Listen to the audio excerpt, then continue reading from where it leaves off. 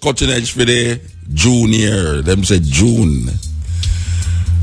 The month is going. The year is just going. I hope you get a lot of things done since the year start that you said you want to do. You know, a virgin of mine passed away. And a very important virgin. And why I'm important is that when I used to go to school and I hear about poetry and the recorded words, it's two poets. Well, it's not just two poets, but they're mainly them poets we did listen to in our school days, Black Power days. One of them was a group named The Last Poet. The Last Poet was a very integral part of the, what you call it, the Black Power movement in relationship to the recorded word. The next one was a virgin by the name of Gil Scott-Heron. Well, for those of you who don't know, Gil Scott-Heron just passed away. I think he was about 62 and great spoken word artist, sing to jazz style, and him have a Jamaican connection too. I remember the year when him performed on Reggae Sunsplash. Well, people might not know that, but Gil Scott-Heron did perform on Reggae Sunsplash one year. And him have a Jamaican connection in him genes there. Just like Colin Powell, just like Arabella Fante, just like many more people. The little island has so touch whole heap of people and spread out into different farms and ways.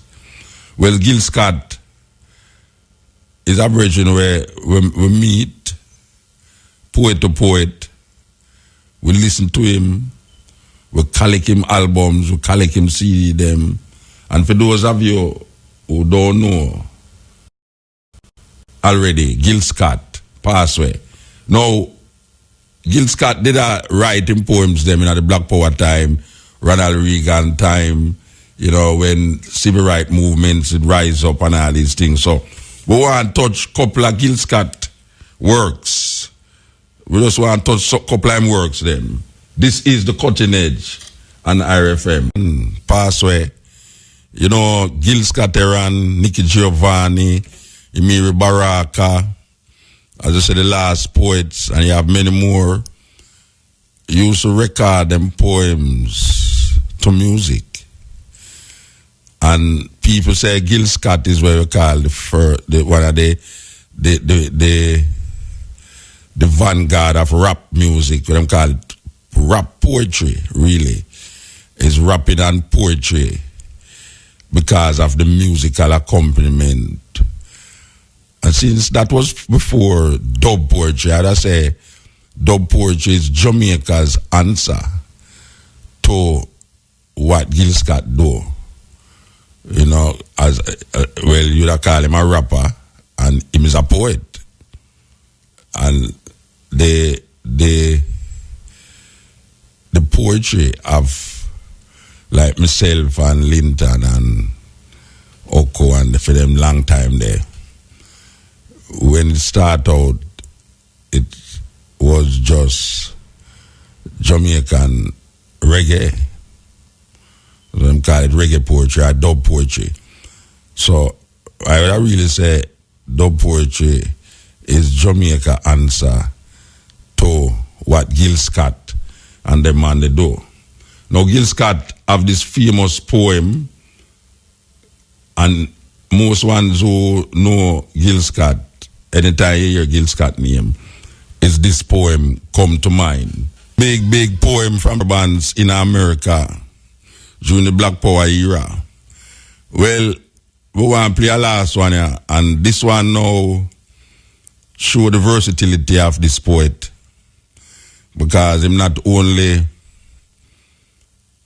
talk poetry or recite poetry, but him also sing in a kind of jazz vein. And this tune that we're going to play is a big tune.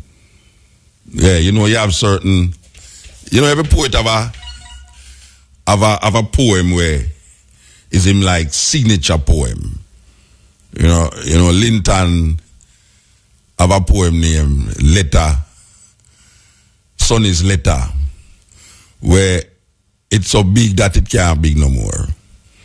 You know, like myself, you know, we have a poem named This Poem. It's so big that it can't be no more. Well,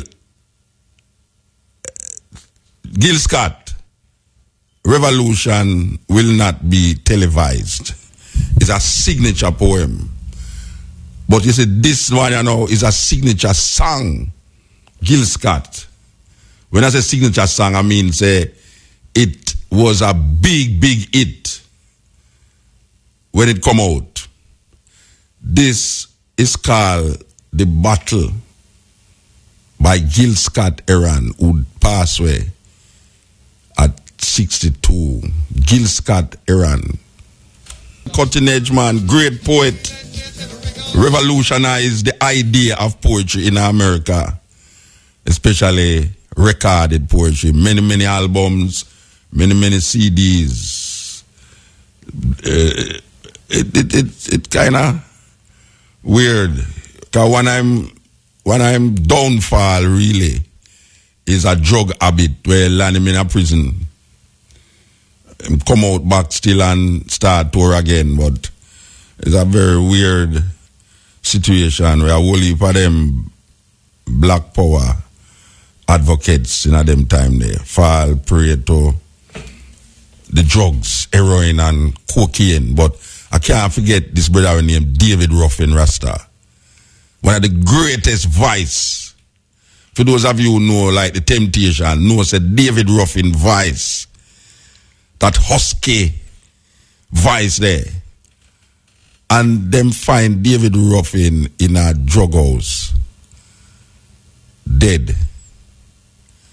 That was really something else. And not one cannot forget Huey Newton, the head of the Black Panther Party in the 60s, where they had struggled for black rights by any means necessary. Them man they no easy.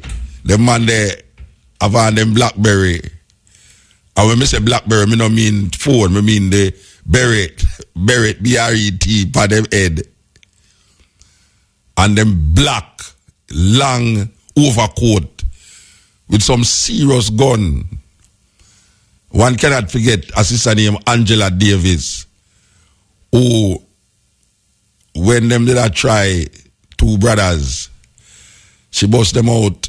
She go in a courthouse, go bust them out. And they, who can forget? Shaka, what's your name again?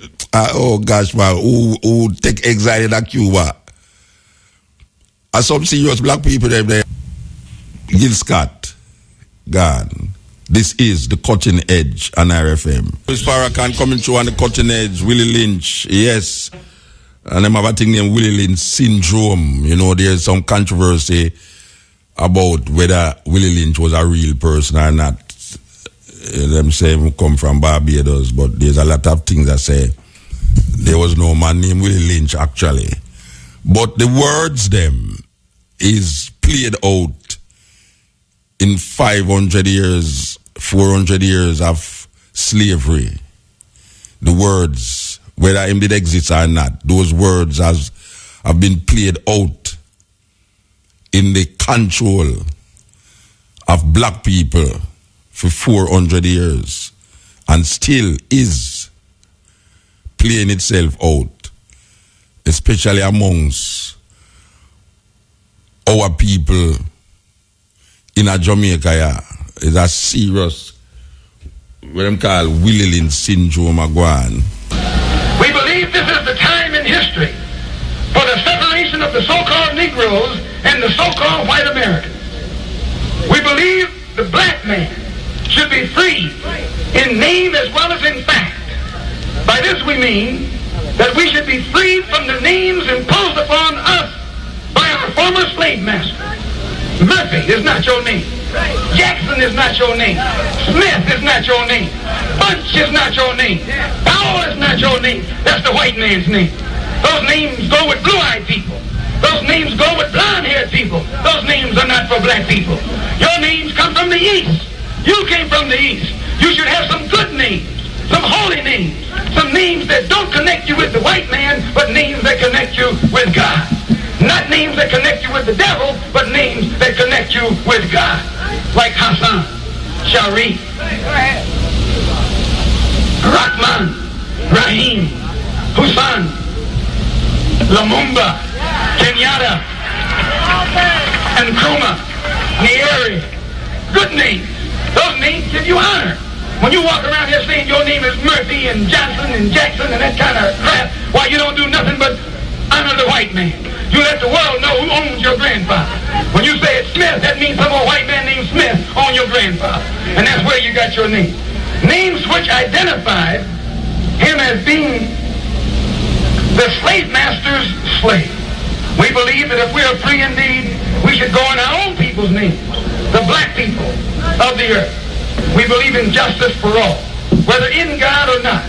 We believe as others that we are due equal justice as human beings. We believe in equality as a nation of equals. We do not believe that we are equal with our slave masters in the status of free slaves. But that means you and I can't walk around here saying we're equal to the white man. White man got all the factories, got all the stores, all the businesses, all the schools, and you're going to tell us we're equal with them? No, we're not equal until we make ourselves equal. We're not equal until we have what he has. Until we have for ourselves what he has for himself. When he runs up his flag, we need a flag that we can run up. When he breaks out his army, we need our army. He come up with his navy, we need our navy. He have his air force, we need our air force. He have his bullets, we need our bullets. Then when we got the same thing that he has, we're equal. But as long as we're begging him for what he has, we're not equal to him. We recognize and respect American citizens as independent people, and we respect their laws which govern the nation. And if it's true, we don't love any white man, but we respect his law. We obey his law. You won't find us pretending to love them. They're not worthy of our love. But we respect their law. We respect their flag. We respect their government. We don't believe in it, but we respect it. We respect authority. We respect those who have positions of authority. But that doesn't mean we have to love those people or like those people or trust those people. They are not worthy of our trust. And they are not worthy of our love. And they won't get our love. The offer of integration is hypocritical and is made by those who are trying to deceive the black people into believing that their 400-year-old open enemy of freedom, justice, and equality all of a sudden are their friends. Furthermore, we believe that such deception is intended to prevent black people from realizing that the time in history has arrived for the separation from the white people of this nation. If the white people are truthful about their professed friendship toward the so-called Negro, they can prove it by dividing up America with their slaves.